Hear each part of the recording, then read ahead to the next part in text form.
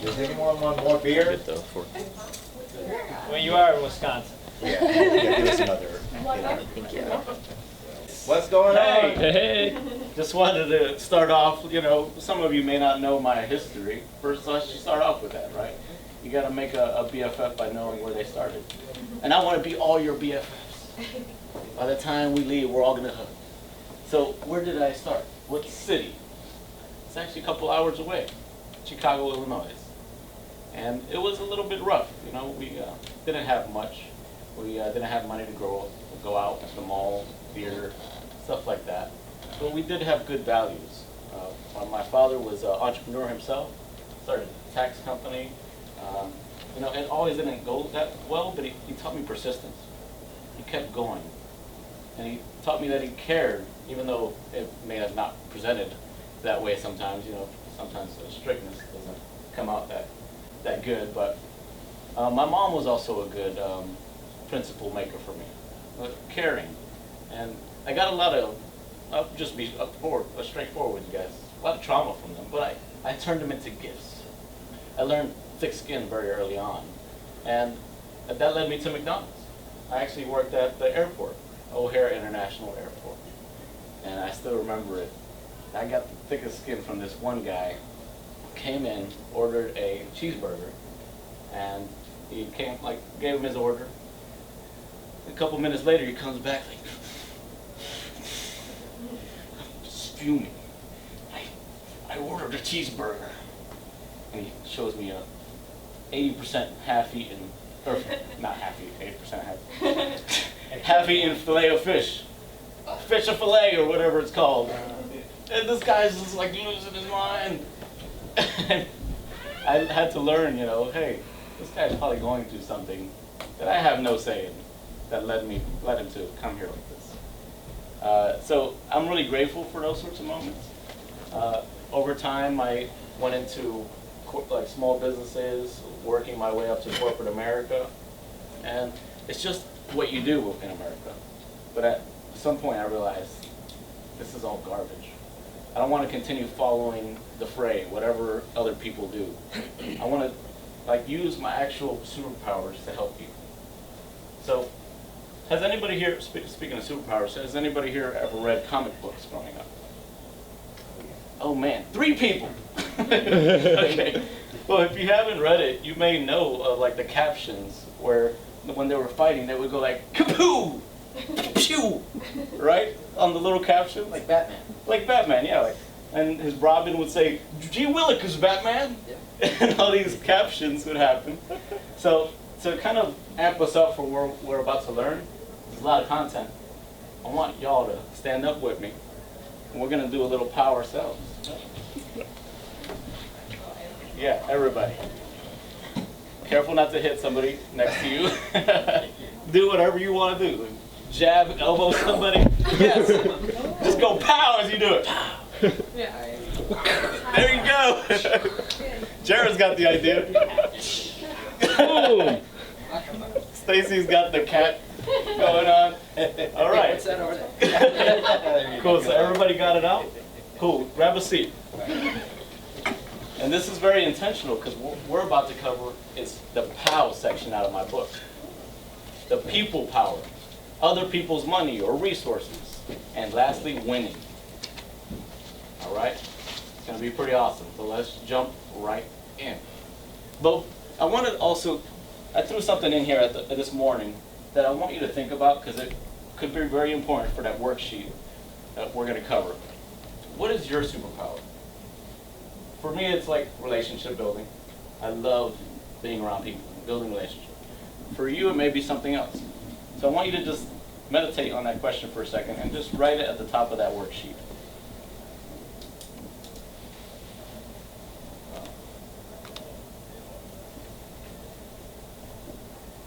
What is your superpower?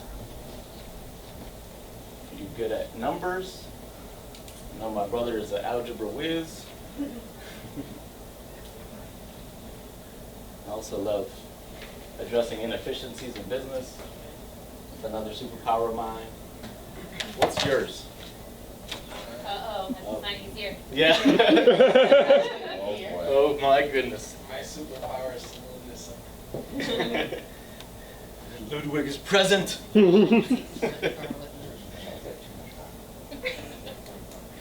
All right, so I think we got enough time to address that. So now that you have that superpower in your mind, it'll help you to address the rest of the stuff. Starting with people power.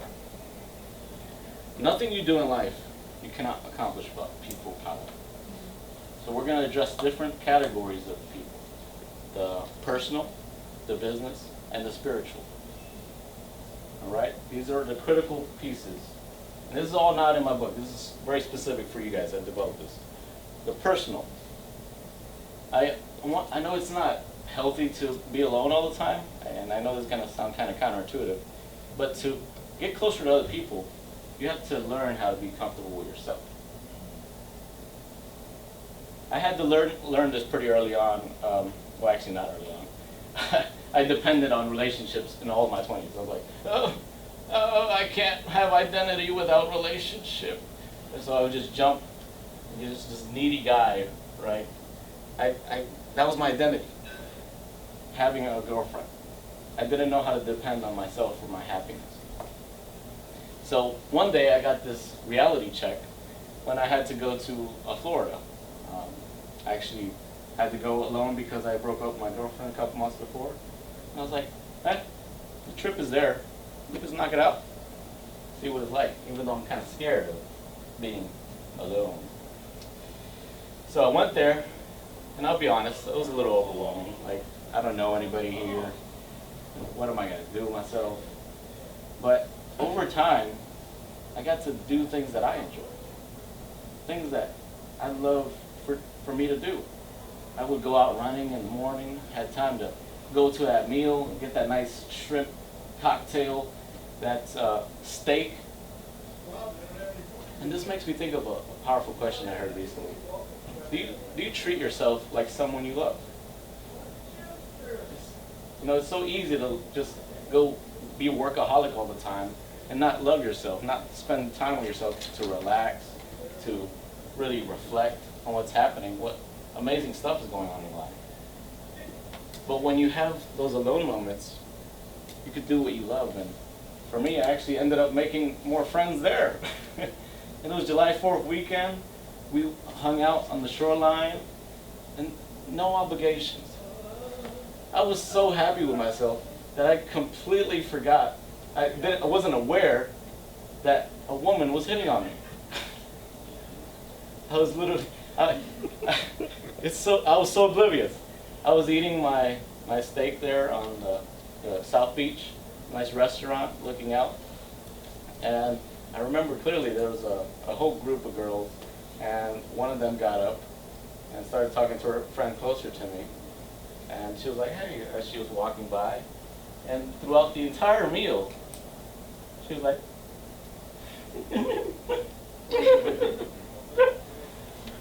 that's how women know they will like you, right? This is totally how it works. My fiance did that to me, I'm sure. No, but I was so grounded in myself that it actually started to pull people in. And what I needed over time actually got automatically gravitated towards me. Just a couple months ago, I wrote down, I need an opportunity fund manager. And guess who showed up, like 3 weeks later? Through a friend of mine, they said, hey, I know a guy, I don't know if you're looking for this. But since my passion is in affordable housing, this all came together, and I'm not really needing it. I'm not like, oh gosh. So it becomes more like I'm gravitationally pulling people. But how does this apply to business, career? Let's say if you're in a job now, I would say work your way into finding your passion. You know, if it's a business, if it's even being the leader of that corporation, do what you love. But acknowledge that being that cog in that wheel is also something you should appreciate. Because when you start your own business, you're going to appreciate every single person saving you 1 billion hours of time. And it'll make you have a greater appreciation for it. But also from a business investment point of view, if you're I'll cover other people's money in detail, but if you're a business owner, you want to be returning capital all the time, either to your capital investors or to yourself. So that's something to keep in mind. And I would say even when I started in real estate, it wasn't always about making 200% returns. It was also about getting the experience. People actually care for people that actually have more experience than having 200, 2,000% returns all the time, because they know, oh, this guy, he's done the work. He's far ahead of the curve than I am, and she is than me. Actually, when I was working at corporate, I had several coworkers of mine be like, hey, Ivan, I hear you're investing in rental properties. Can I take you out to lunch and you can tell me about how it works? That could be an easy conversation that you have with anybody. So we covered the personal, the business, now it's the spiritual side. Now, it's not my place to say which God to go after, but I will say, have some sort of higher power in your life. And the reason I say that is because being out, like leaving my job a couple years ago, ironically, that was one of the darkest places in my life. And God was a big part of getting me out of there. But the main reason for that was I wasn't depending on a man to set a bar for me. When you're setting a bar with God, you're just like, whoa, right? And when you have that high bar, that accountability, that cycling, that moving forward is endless. You're going to wake up with more fire. You can tap into that God power. All right? So, the spiritual side, I guess I could draw that out in a story too. I went to a transformation event maybe a year ago, and it was a Kyle C. It's a wonderful event. But what I noticed was when I continued going to these transformation events, I would get a fire for doing something in my life, but a couple weeks later, it would quickly dissipate.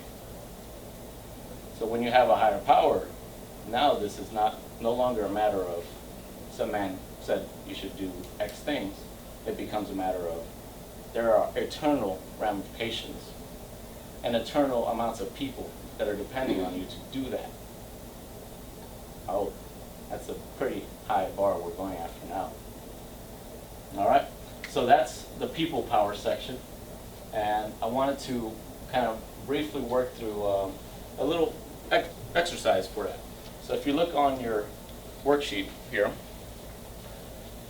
there's a section called haves and wants that you can help with. So we have this event in Atlanta called the haves and wants, where we literally just say what we have to offer in a business perspective and what we want.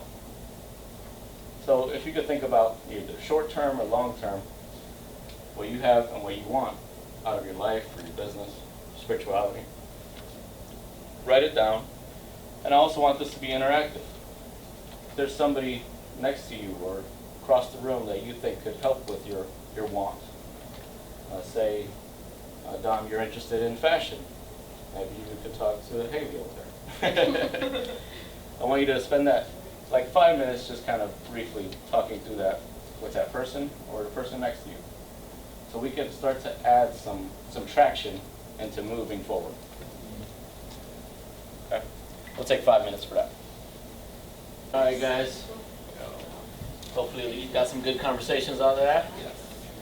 The next section we're covering is the other people's money. But it could also be resources, right? Because other people have wisdom. They could drop that on you, and that could make you $1 billion. There's a lot of people dropping good wisdom out there. All right, so other people's money. Let's just break it down into literally those words. Other people's money. Other. We have, in this American culture we have if you're looking for another person's resources, we have this thought process, right? Oh, why do I even have to do that? Am I less because I'm asking for this? Because I don't have that? You know, this is perpetrated into our culture to have, like, you have to make $1 million and you have to do everything on your own. Otherwise, you're stupid in the head. it's so silly. Like, rappers have this belief system too in their songs. Corporate America, I could do everything without you. It's awful. It's toxic. Other people are depending on you. You need to change that dynamic of feeling that less than when you're raising capital to, I'm doing a massive favor for these people.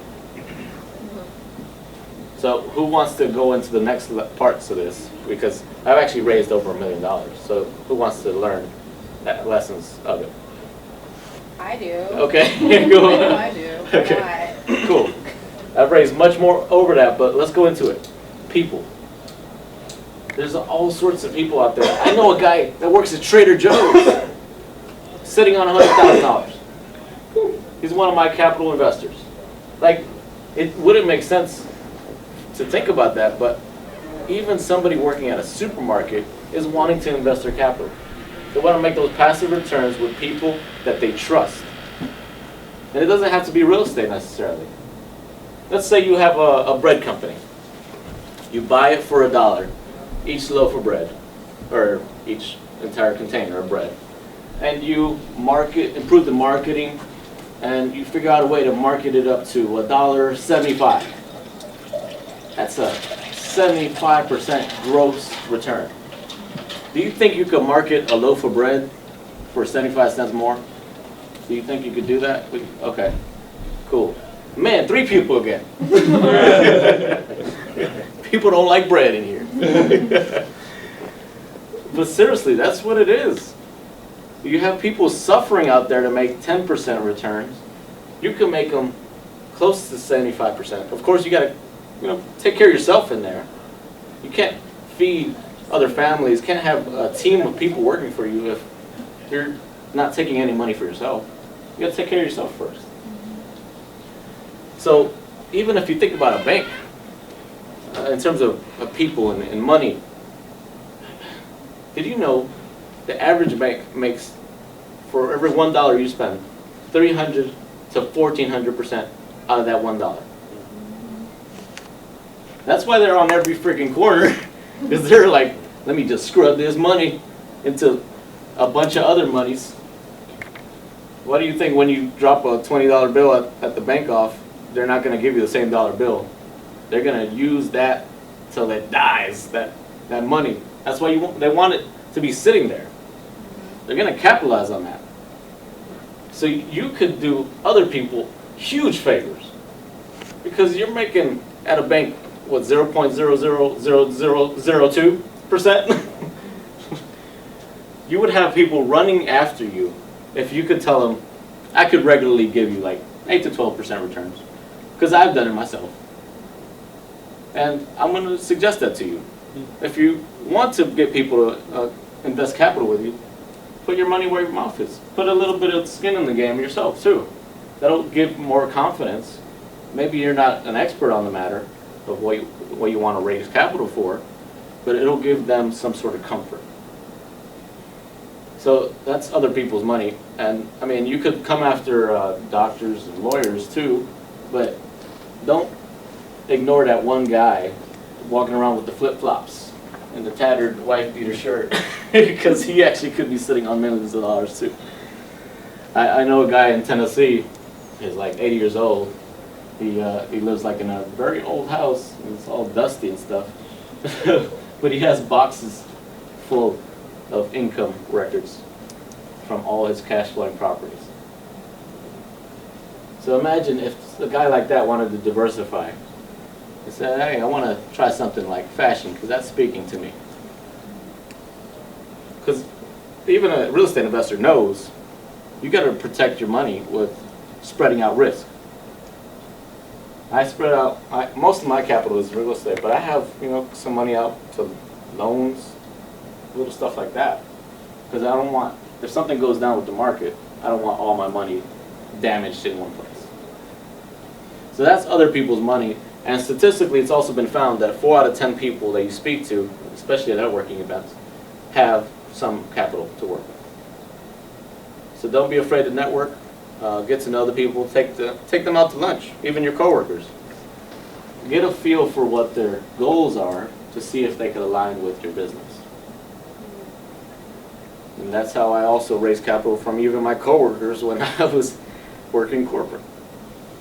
It didn't make any sense, but they have a 401k. They can't guarantee any sort of return. They would prefer to invest it with me. And it really just takes a lunch, you know, getting a feel for who they are, not just immediately jumping to, hey, I need capital. Do you have it? like Hannibal. Put the lotion in the basket. You can't appear desperate like that, guys. You have to develop a relationship. I've developed relationships to the point now where I could literally call a guy and he could write a check for me in 24 hours. Like, okay, Ivan, I trust you. You know your deals. You know your numbers. Here's the blank check. Go. But that takes time. That takes aggression, mastering your business too. Having a good heart that you could trust. So, for this activity section, if you look at your worksheet, we have a couple questions here. If you're raising capital at this point, what reason is it? Let's identify that problem so we could overcome it. And then who are 3 people that you know have money sitting just making 1% returns? And lastly, how could you help them expand their money with your investment or business idea? And then coming out of this, what is your next step? Are you going to take them out to lunch? Or are you going to, you know, pet their dog? Let's figure out the next step. I'll take 5 minutes for that too, guys. The last section is winning.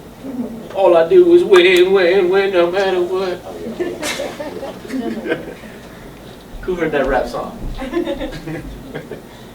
All right, so I'm going to redefine winning for you, though, today. So remember how I said when I left my job, it was one of the darkest periods of my life? I quickly found out because it was my identity to have a job. My boss wants me to get up at 9. She wants me to leave at 5. They want me to perform at a certain level. They want me to get ahead of markets at a certain level. They want me to do all these things, and that's my identity. You're going to pull that away? And when it's this mad depression, I would get up like at 11, 12 o'clock. And the thing is, you know, a lot of people say if you have a bulk load of money, you'll be happy and you could, everything will be resolved. And your business will go upward super fast. All of those things garbage. I had that bulk load of money. I had savings. I had, from a property sale, I had a good nest egg. But it didn't make me happy. I quickly realized money, what they say was true. Money does not make you happy. And since I was so depressed, I didn't really have that much aggression towards properties. I only did like really 2 flips in that year. I could have did a lot more if I was getting up on time, if I actually kept on top of folks looking for properties. So I had to do some deep work and figure out that a lot of my losses in my life are actually going to lead me to victory. I had to look at my trauma. I had to look in Chicago, where in the middle of gentrification, you had a single mother that every month, every year, had to move rental properties because she couldn't afford to rent. She had to go further and further away on train stations, buses, so that she could afford staying at her job, her factory. I had to switch schools. Relationships were not a real thing for me because I thought, oh, a year later, this is going to be gone. So I kept people at bay. It was only surface level friendships, relationships. All these just debt, emotional debt just coming in, just gathering in my system. And I used it for victory, because I realized I could make a stamp on gentrification that nobody else could, because I can use that pain for gain.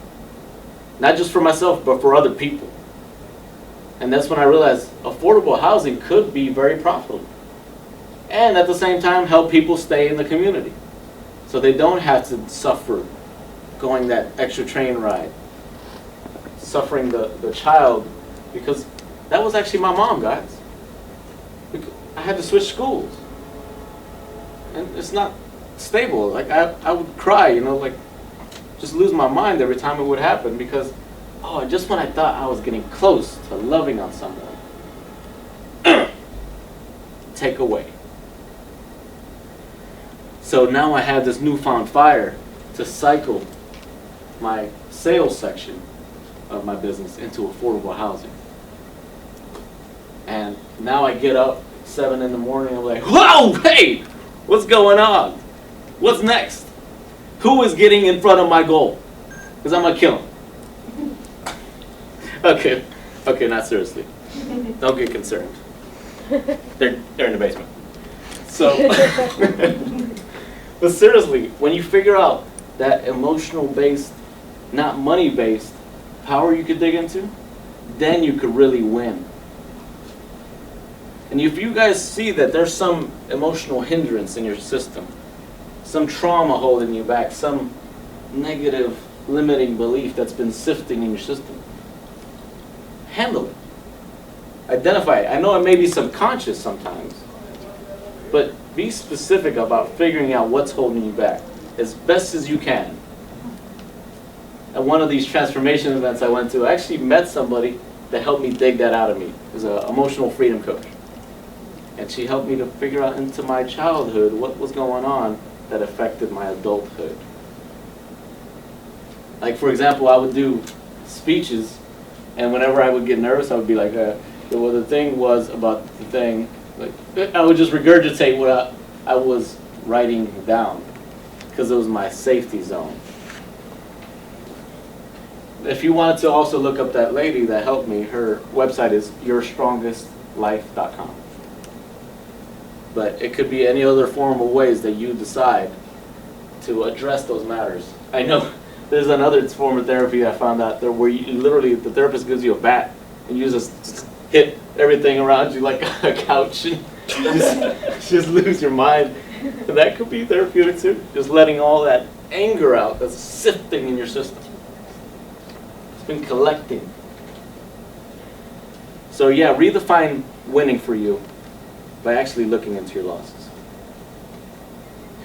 To wrap that up, I wanted to summarize for you through a childhood issue of mine. And it relates to the POW, the people power, other people's money, resources, and winning. So let's go there.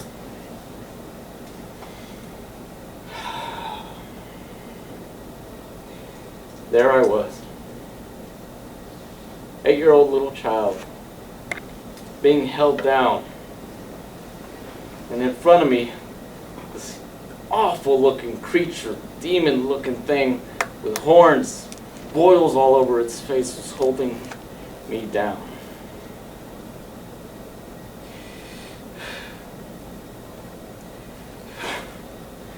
And I would wake up every night with this nightmare until I finally got the courage, weeks of this, got the courage to tell my dad.